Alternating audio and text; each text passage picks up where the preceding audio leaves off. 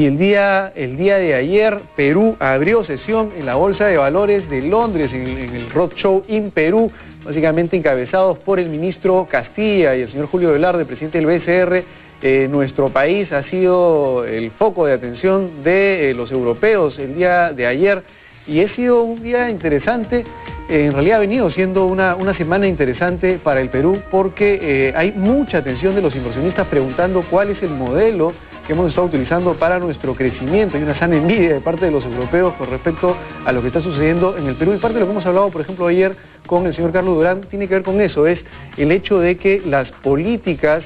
fiscales, las políticas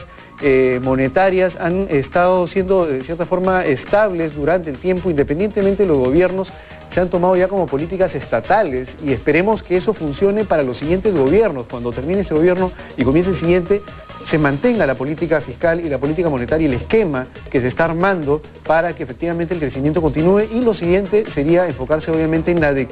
la disminución de la desigualdad que existe todavía. A pesar de que hemos reducido la pobreza, los grados de desigualdad aún continúan vigentes, digamos. Por otro lado, el ministro Castilla aconseja a los europeos mantener la credibilidad en las políticas, y justamente lo que estábamos comentando, el ministro Castilla ha estado aconsejando a los europeos que es importante que las políticas, sobre todo las fiscales y las monetarias, mantengan la credibilidad en el mercado, de forma tal que los agentes económicos puedan tener claro, digamos, por ejemplo,